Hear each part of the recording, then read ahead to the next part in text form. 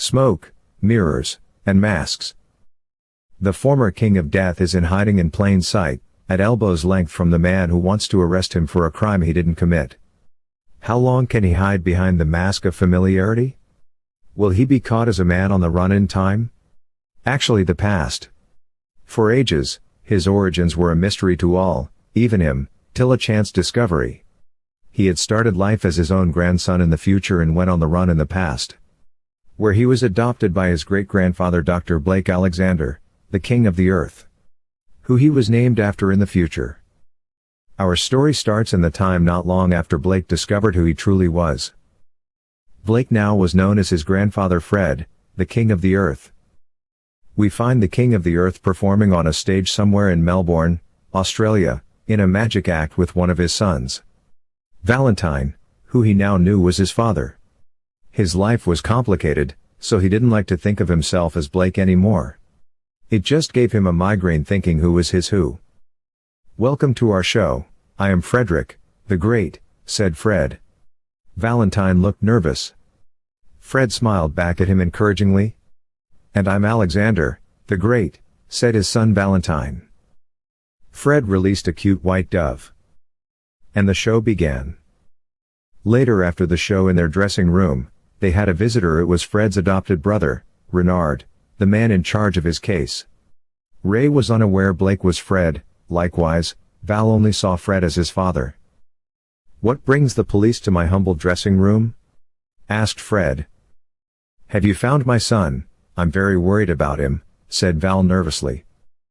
"No, he is either dead or in hiding," said Ray. "He may even be both, knowing him," chuckled Fred. Val looked more worried. "Blake is a good boy, he wouldn't murder anyone. I think he was framed," said Val. Fred looked sadly at his dad, wishing he could tell him he was all right. "I know, Val, but all the evidence points towards him," said Ray. "Maybe he was just having a bad day," said Fred. "It must have been a really bad day," said Ray. "Dad, can you help me find my son?" said Val, crying as he hugged Fred. Val's tears crystallizing into black opals. Blake's heart was breaking even more. "I will," was all Fred could say, fighting back tears himself. Fred hurried up, getting ready to leave, and bid all goodbye, claiming to be tired, and left. Not long later, Fred did something he never did before as Fred. He visited the Afterlife's office. "You should not be here, Fred," said Blake's old office assistant, Dante. "I have to see the necromancer," said Fred. "You can't be here," said Dante. "I need to talk to Lance, let me in, you old bureaucrat," said Fred. "You have no authority here, go home," said Dante. Out of the adjoining office walked a grim Reaper. "What do you want, Gramps?" said the Reaper. "I need to talk to you," said Fred desperately. "I told him he shouldn't be here," said Dante. "I told him to leave." "Never mind, Dante," said the necromancer, "you know he can't leave here on his own, he'll just come back. This place is enchanted. I'll take him out of here when I've spoken to him." "Oh yeah, I forgot. Blake enchanted it to stop the dead escaping here," said Dante.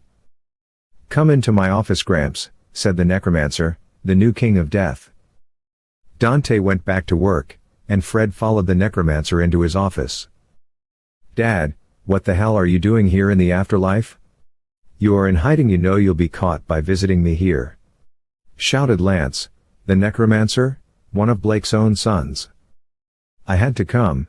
Val asked me to help him find me and clear my name," said Blake, crying star sapphires.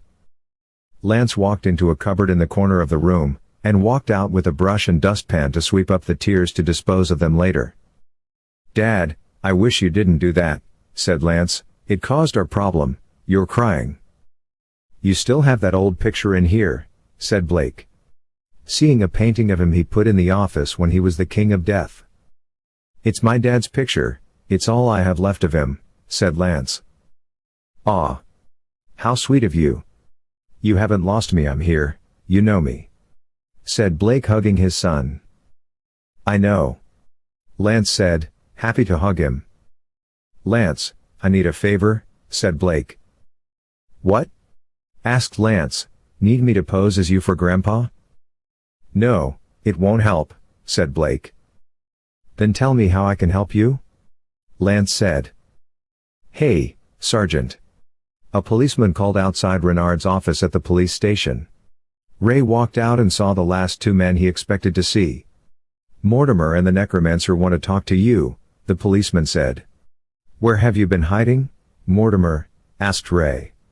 You wouldn't believe me if I told you, said the Grim Reaper, Mortimer. Try me, Blake, said Sergeant Renard Alexander. I'm back, said Mortimer, who was otherwise known as Blake, who was now Fred in a form he'd not taken for over 100 years, his Grim Reaper soul. Why are you here with your hellhound? Said Renard shortly. Thanks, Uncle, and it's good having a cop in the family too, said the other Reaper, who was Lance. Lancelot, barked back Mortimer shortly. What? Replied Lance. Mortimer looked like he was rolling his eyes, which weren't visible. I came to clear my name, said Mortimer. Why bring the bulldog? Said Ray. I need him, said Mortimer. To protect you? Said Ray. No, he is my witness, said Mortimer. Witness? Said Ray. I can't remember what happened, said Mortimer. I knocked my head and don't know what happened. Ray looked concerned. What happened, Lance?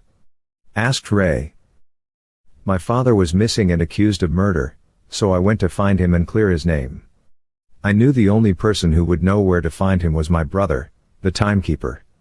He was acting shady? He wouldn't tell me anything. I thought I was going home. I walked out of a time portal and appeared days earlier at night in a strange street.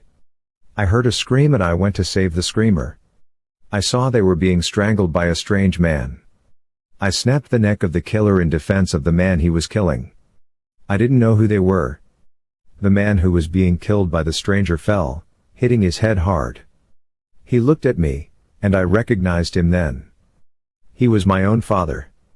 I expected to be insulted. I saw he was badly injured and crying. He didn't recognize me. I realized he'd lost his memory and the man I killed was the man he was accused of killing, said Lance. Why did he have to disappear?